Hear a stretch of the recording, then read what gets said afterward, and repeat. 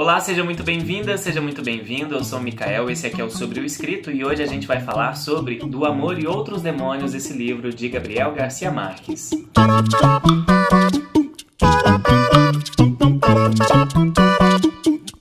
Esse livro aqui ele foi lançado em 1994, então quer dizer, depois que o Garcia Marques já tinha sido agraciado com o Prêmio Nobel de Literatura, porque ele ganhou esse prêmio da Academia Sueca em 1982. É uma história muito bacana que eu quero comentar com vocês aqui agora, e antes eu só queria contar para vocês que eu já tive esse livro aqui uma vez, mas eu dei ele sem ler para o meu amigo Kainan, de aniversário. Eu tinha comprado, logo após eu terminei a leitura de 100 Anos de Solidão, fiquei apaixonado e tal, encontrei esse livro na livraria e dei de presente para o meu amigo. Foi a primeira e última vez, porque eu já comentei aqui no canal naquela dica, né, sobre como presentear as pessoas. Sempre opte por dar livros que você já leu, porque depois eu dei esse livro para ele, mas eu não sabia comentar nada sobre essa história. Eu sabia comentar sobre Garcia Marques, mas não sobre essa história aqui. Bom, Do Amor e Outros Demônios é um livro que, antes de tudo, né, acima e além da história que tem dentro, a história de como ele foi concebido também é muito interessante. Para quem não sabe, o Garcia Marques, ele foi um jornalista, né? Antes de ser escritor, e ele trabalhou para um jornal lá na Colômbia, e quando foi em 1949, teve uma pauta que ele foi cobrir, que foi um antigo convento histórico de Santa Clara, lá na cidade que ele morava, na Colômbia, e ele ia ser assim destruído para que pudesse ser construído um hotel 5 estrelas. E aí ele estava lá na redação, ficou sabendo que estava essa pauta. Bom, vou lá ver o que acontece. Na hora que eles foram tirando os caixões, enfim, tinha o caixão de uma menina de uns 12 anos, assim mais ou menos, que dizia era o túmulo de uma marquesa, e ela tinha uma cabeleira enorme, mesmo assim, né? Quando o corpo já estava lá fazia muito tempo, a cabeleira era enorme. Na hora que abriu, ele viu aquele negócio, ele lembrou de um mito, de uma lenda que a avó dele contava, e quem conhece Gabriel Garcia Marques sabe que ele coloca muito das histórias da família, principalmente da avó dele, nos livros que ele escreve, e ele lembrou da história que a avó dele contava quando ele era criança, de uma marquesinha que tinha uma cabeleira que se arrastava com uma cauda de um vestido de noiva. E aí ele ficou assim pensando, meu Deus, será que é essa marquesinha? E aquilo ficou na cabeça dele quando foi nos anos 90, 1994, ele escreveu esse livro aqui, que foi Do Amor e Outros Demônios. Bom, mas vamos então lá para uma breve resenha para a gente saber do que se trata essa história. Com essa história que a avó dele contava sobre a Marquesinha, o Gabriel Garcia Marques leva a gente para uma história do século XVIII de uma Colômbia colonial. Então a Colômbia que ainda respondia, né, para o centro, que era a Espanha, para a coroa espanhola. E aí a gente conhece a história da Sierva María de Todos los Ángeles. Sierva María de Todos los Ángeles. Eu adoro falar isso, apesar de eu não saber falar muito bem.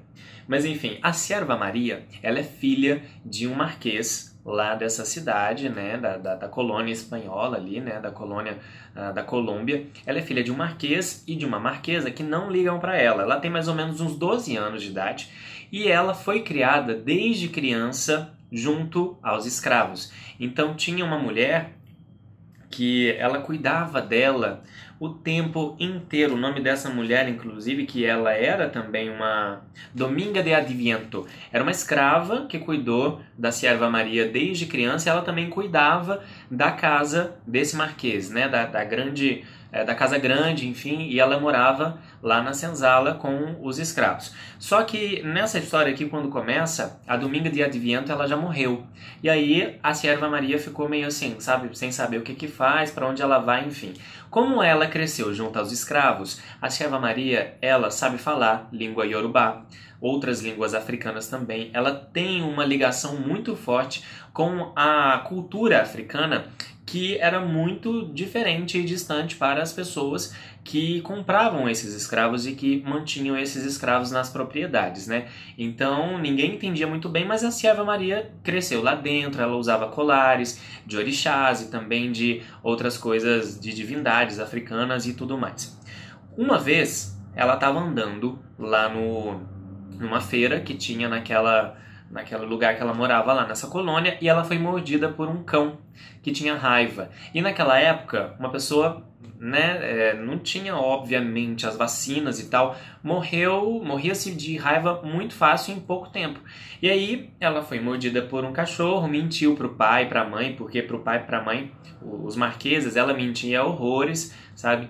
E aí a gente vai conhecer a história a partir daí, de como o marquês fica sabendo daquilo, ele fica assim, então, nossa, preciso cuidar da minha filha, será que ela vai morrer, não sei o que e tal. Aí ela tira a Serva Maria do convívio, do contato com os escravos e tenta introduzir ela aos 12, 13 anos naquela situação ali da Casa Grande. Só que ela não se adapta, obviamente. Ela sentia saudade de dormir na rede, né, dos bichinhos dela lá e tal, das cobrinhas, dos lagartinhos que ela gostava de brincar e tal. Aí, o que acontece? A gente vai descobrir que a Serva Maria começa de alguma forma a desenvolver também a raiva. E esse boato vai se espalhando, né? Só que o dela é muito diferente, porque os sintomas dela não surgem muito fácil assim. Então, esse boato de que a filha do Marquês estava com raiva, que é a Serva Maria, chegou à igreja, chegou ao monge que cuidava daquele lugar. E aí o monge chegou, chamou o Marquês, falou assim, olha, a gente sabe que você está precisando de Deus, e a gente está falando de uma época de Inquisição, tá? A gente está sabendo que você precisa de Deus e que sua filha está, né, com raiva. Já que a gente não pode salvar o corpo humano dela, a matéria, que pelo menos a gente salve a alma dela. E para isso, eles acabam colocando um jovem padre que vivia lá nesse lugar também na colônia, que é o Caetano, e o Caetano, inclusive Caetano de Laura, ele estudava lá, enfim, porque ele queria se tornar um bibliotecário do Vaticano, mas ele precisava, né, conseguir, de certa forma, mostrar que era digno desse posto. Então ele estudava livros antigos, livros proibidos também, que só os padres e monges podiam fazer isso. E aí o Caetano vai ser responsável por cuidar da Serva Maria. Nisso, o que acontece? A Serva Maria, ela é levada para um convento, que na verdade é um convento meio hospício de mulheres loucas.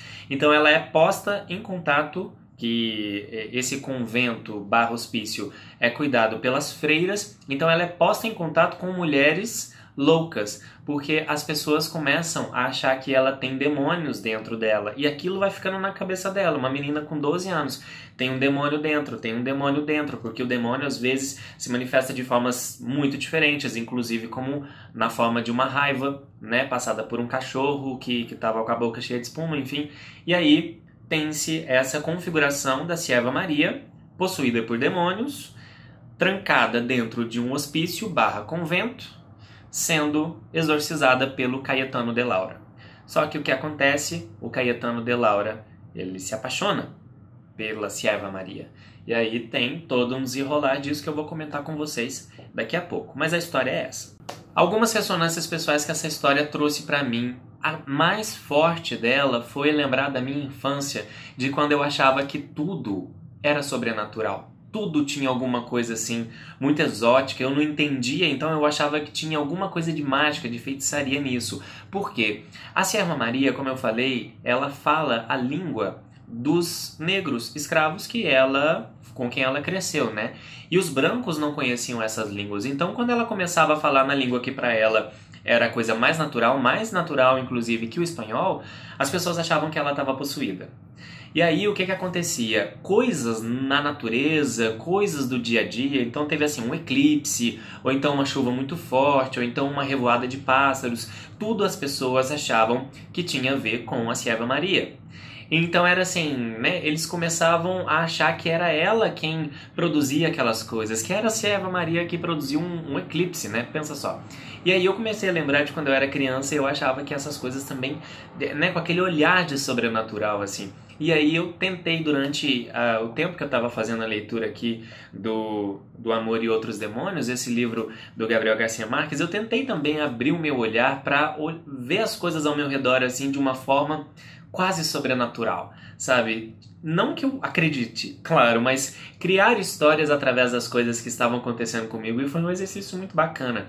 Então, assim, eu andando no dia a dia e tinha uma mulher que estava gritando no carro, no meio da rua, aí eu criava uma história para aquilo, que não sei o que e tal, talvez ela tivesse possuída também e tal. Foi um exercício super bacana que eu indico para você, não só durante a leitura aqui do Amor e Outros Demônios, se você for fazer a leitura a partir de agora, porque isso realmente fica dentro da gente, sabe? Essa coisa do sobrenatural o tempo todo aqui e tal.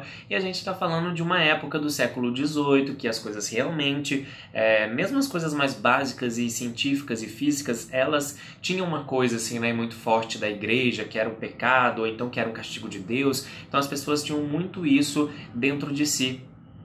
Essa forma de olhar as coisas, mas eu acabei trazendo para o meu cotidiano de um outro jeito e foi sensacional. Fica essa dica para vocês, que nada mais é do que um retorno à nossa infância, né, gente? Ver as coisas de uma forma mais literal, mais encantada, de uma forma mais esotérica também, por que não, né?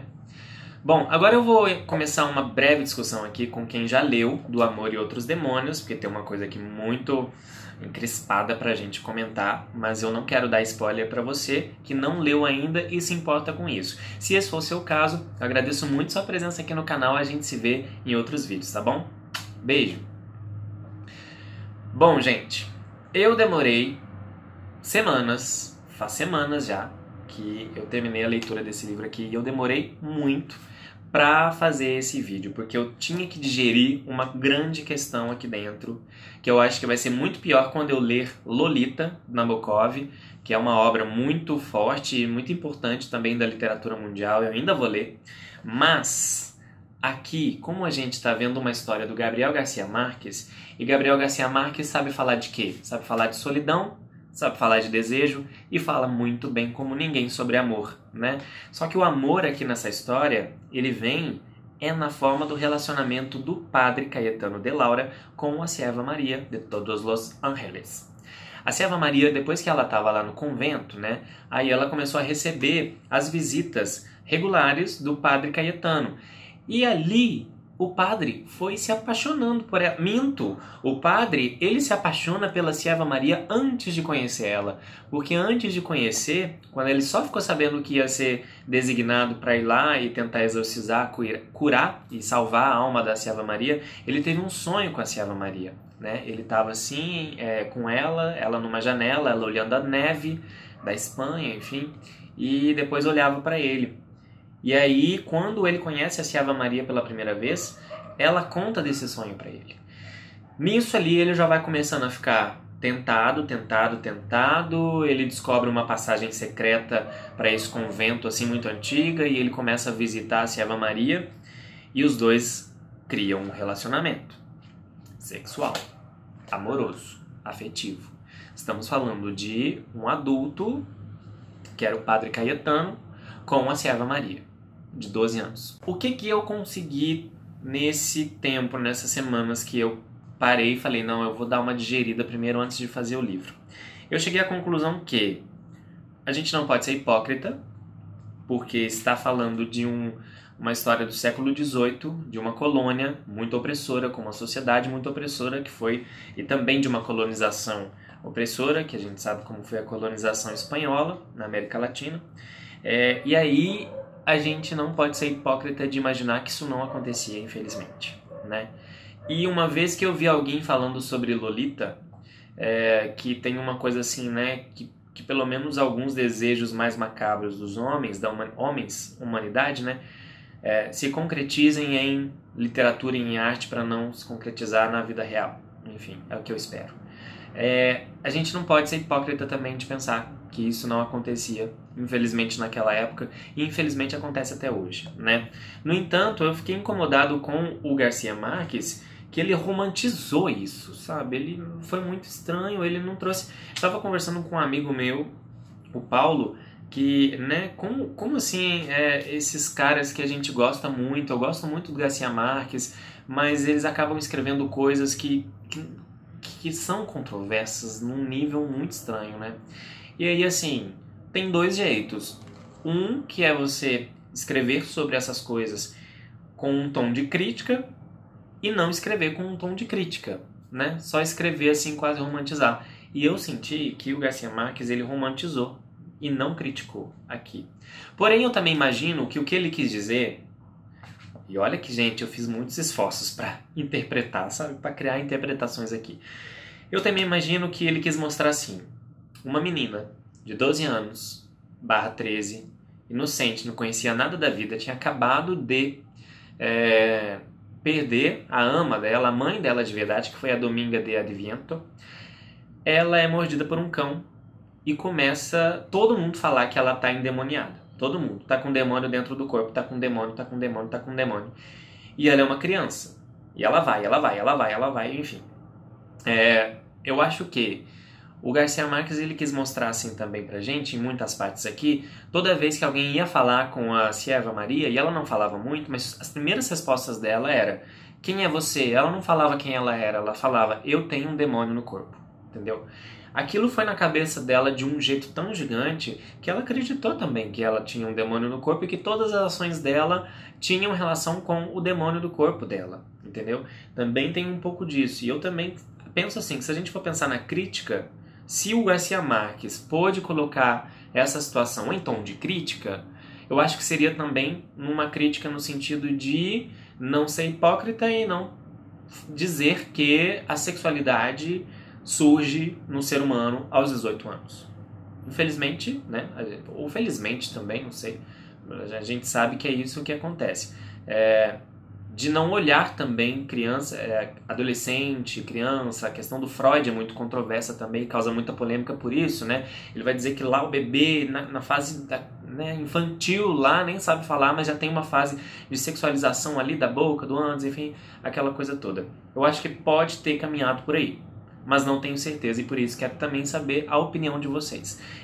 Esse final aqui, de como ela morre e de como vem a Inquisição e acaba colocando o padre Caetano, né, para cumprir ali os serviços mais esdrúxulos e mais menorizados para poder pagar sua culpa. E também tinha essa coisa da Inquisição, né, de achar que os desejos sexuais de homens e mulheres e crianças, adolescentes, tudo tinha a ver com o pecado, né? Então ele foi levado, o padre Caetano, para cuidar de homens leprosos e pessoas com raiva e tal, a coisa mais baixa assim que tinha lá, impossível encontrar, para que ele pudesse salvar-se, né? Tem uma grande crítica à Inquisição aqui também. Mas, de uma certa forma, eu gostei muito da leitura de Do Amor e Outros Demônios. Quero saber também qual é a sua opinião sobre a história, sobre esse final aqui. Então, comente aqui no vídeo. Também não deixa de deixar seu joinha, não deixa de compartilhar esse conteúdo se você gostou. E a gente se vê no próximo vídeo com uma outra leitura pra gente comentar aqui, tá bom? Beijo e até a próxima!